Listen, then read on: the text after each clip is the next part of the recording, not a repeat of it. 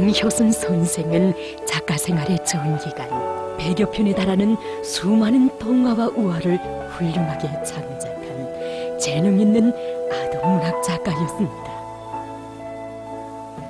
가열한 저국해방 전쟁 시기와 전림화 시대, 사회주의 건설의 벅찬 연대기들의 특색 있는 동화, 우화 작품들을 창작해서 우리 청소년들과 깊이 친숙해졌던 강효순 선생.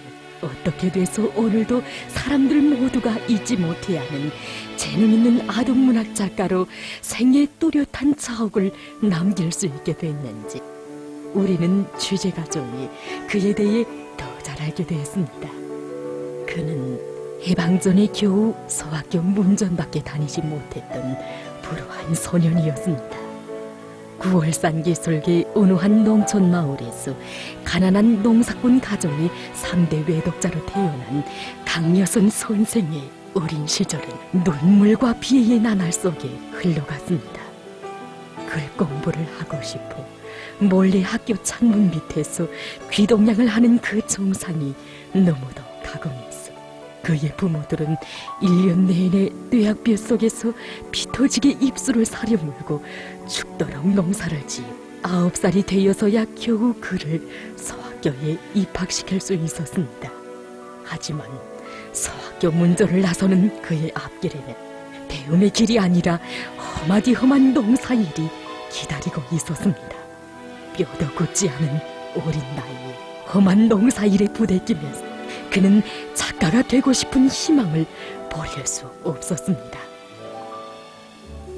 문학에 대한 갈망으로 그렇듯 가슴을 끓였지만 날아없던 그 세월, 강효순 선생은 정시 작가가 되려는 자기의 소박한 꿈을 이룰 수가 없었습니다.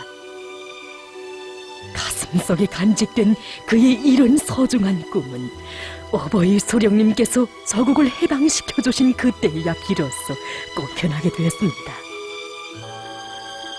불우했던 그 시절, 그토록 갈망했던 배움의 꿈을 끝내 이루지 못한 강효순 선생은 어린 독자들을 위한 문학 창작을 한 생의 목표로 내세우고 아동문학 작품 창작에 자기의 심혼을 깡그리 다 바쳤습니다.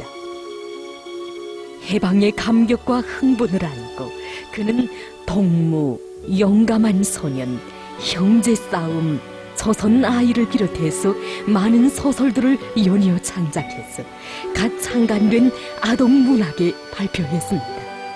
강효순 선생은 위대한 수령님의 높은 신임에 의해서 1962년부터 작가동맹 중앙위원회 부위원장으로 사업하게 되었습니다.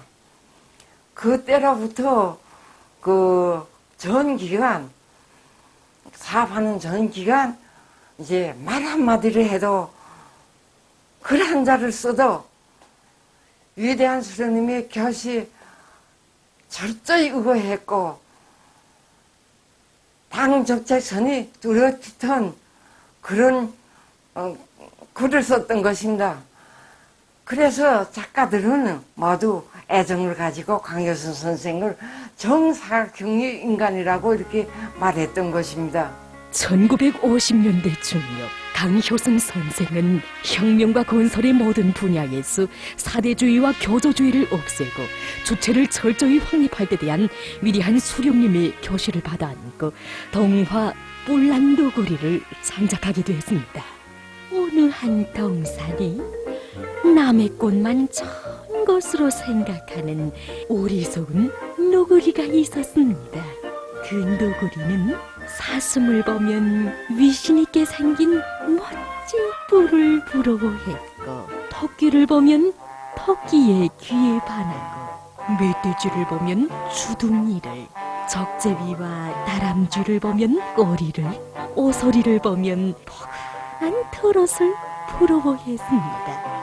그때마다 노구리는 자기는 늘 볼품이 없고 못생겼다고 한탄하며 심화병에 걸려 알아눕기까지 했습니다.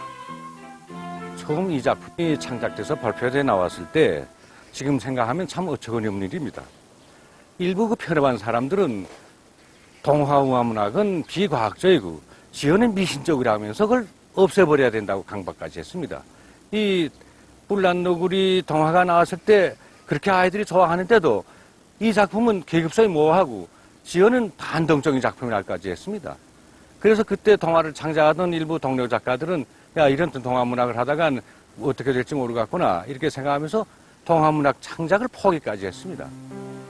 동화 문학이 우리 문단에 계속 존재하느냐 마느냐 하는 심각한 기로에 섰던 그때 강효순 선생은 위대한 수령님께서 전국 청년 총동원대회에 참가한 청년 대표들에게 들려주신 놀고 먹는 꼴꼴이에 대한 이야기를 크나큰 충격 속에 받아안게 되었습니다.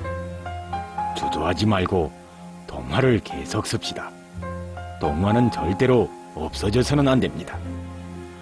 얼마 전에도 위대한 수령님께서는 전국 청년 총동원 대회에서 놀고 먹는 꿀꿀이에 대한 얘기를 청년들에게 들려주시지 않았습니까?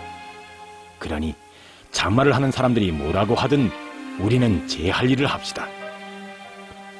그때로부터 얼마 후 그는 또다시 위대한 수령님께서 동화 우화 창작과 관련해서 주신 귀중한 교실을 받아안게 됐습니다.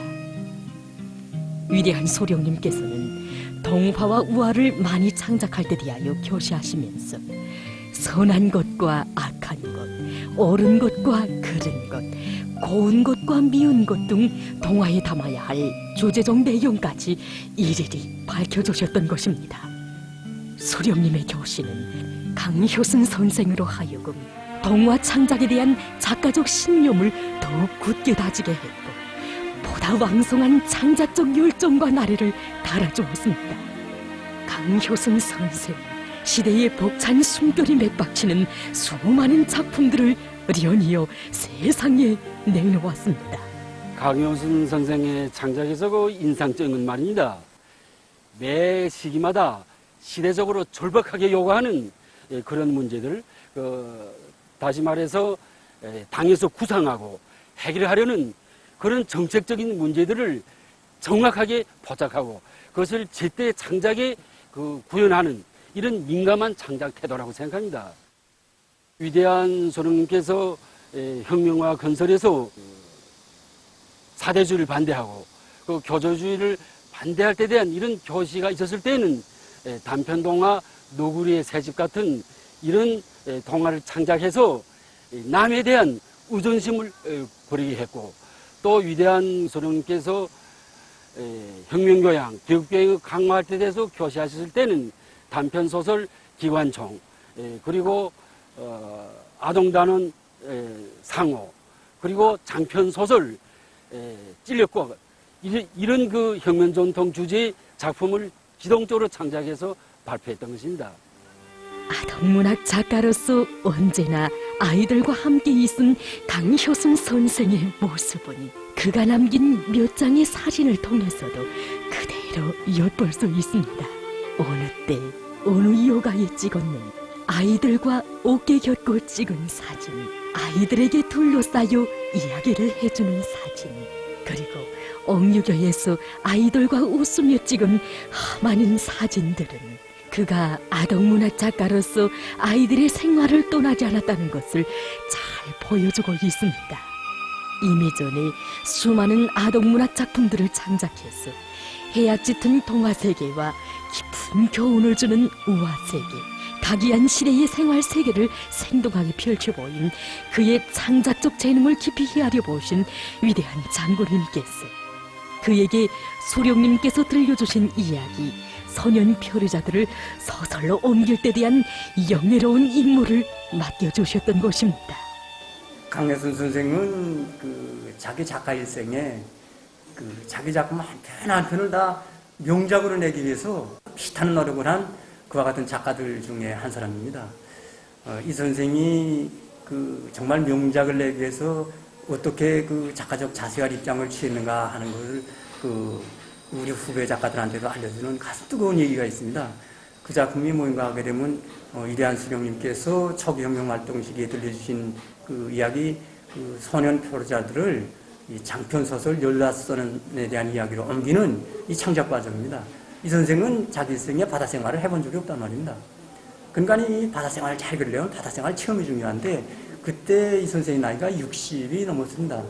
그러나 이 노련히 작가이지만은 이 먼 바다로 나가는 원양선단에 올라서 실제 체험을 진지하게 했습니다. 그 바다에 나가게 되면 제일 힘든 게 이제 멀미인데 이 멀미를 극복하기 위한 이와 같은 그 노력을 이제 극복하기 위한 노력을 했고, 그 다음에 제일 이 심도 있게 지금 한 거의 이 굶주림과의 이 싸움이었습니다. 실제 굶주려 보지 못하면 생각했을 수 없으니까. 그래서 이 옆에 먹을 것이 많았지만은 몇 끼씩 굶으면서 그 체험을 했습니다. 그 작품의 선생들이 굶어서 이제 고생하는 그런 얘기가 있는데, 이건 이 선생이 직접 자기가 굶으면서 체험하지 않으면은 할 수 없는 그런 이야기였다고 이제 후에 이제 저한테도 얘기를 했습니다. 이 선생은 이렇게 모든 작품을 다 자기가 실제 현지에 들어가서 체험을 해서 그렇게 해서 세부를 찾아서 쓰는 이와 같은 데서 아주 모범무고인 이와 같은 작가라고 말할 수 있습니다. 이렇듯 소설 창작의 첫 시작부터 위대한 장군님의 세심한 지도를 받으며 강효순 선생은 남을 믿고 구원해주기를 기다리는 무한이와 자기 손으로 배를 묻고 생활을 개척해 나가는 성철이의 대조적인 형상을 통해서 자기 운명의 주인은 자기 자신이며 제 힘을 믿으면 살고 제 힘을 믿지 못하면 망한다는 주체의 진리를 생활적으로 진실하게 형상해냄으로써 수령님께서 들려주신 이야기를 소설로 옮기는 과업을 훌륭히 수행할 수 있었던 것입니다. 작가가 아무리 창작적 재능이 있다 하더라도 그를 믿어주고 보살펴주는 품이 없다면 그의 재능은 꼽힐 수 없습니다.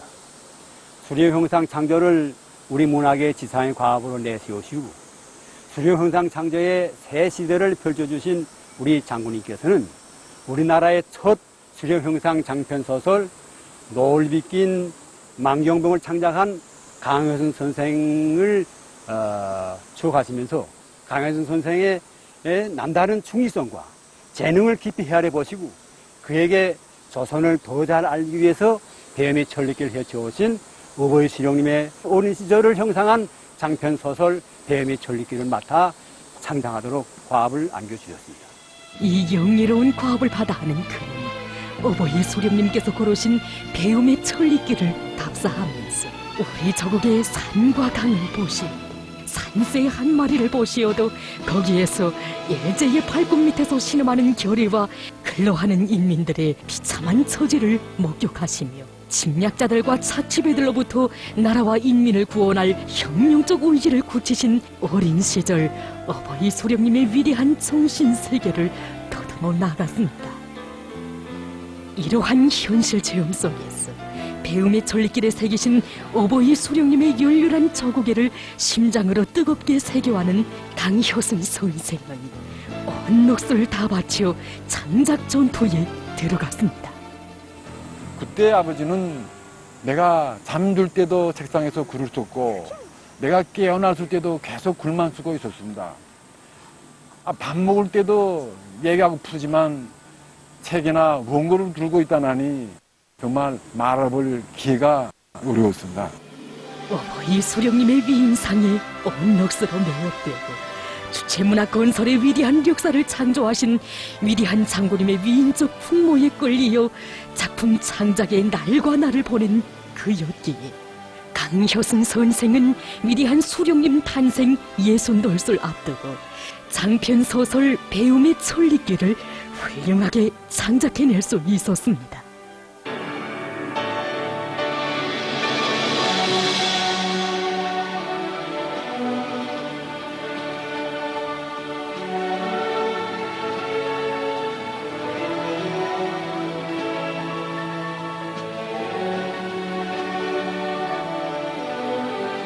그 후에도 어버이 수령님과 위대한 장군님께서는 우리나라 어린이들에 대한 교양과 아동문학 발전에 기여한 강효순 선생의 창작 활동을 높이 평가하시면서 그의 작품집들을 출판하도록 해주시었고 그가 세상을 떠났을 때에는 사회주의 애국 희생종을 소유하도록 뜨거운 사랑과 은총을 베풀어 주셨습니다.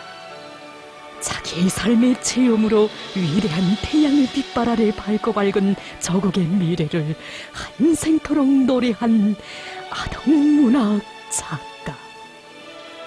낳아주고 키워준 어머니를 사심없이 따르는 순결한 아이들의 마음처럼 참다운 인생을 찾아주시고 꽃피워주신 위대한 소령님들을 받들어 새 세대들의 마음속에 순종의 마음을 심어주기 위해 다름쳐온 그의 한 생은 그가 창작한 아동문학 작품들을 즐겨 읽으며 자라나고 있는 새 세대들의 밝은 눈동자 속에 오늘도 령력히 비껴 흐르고 있습니다.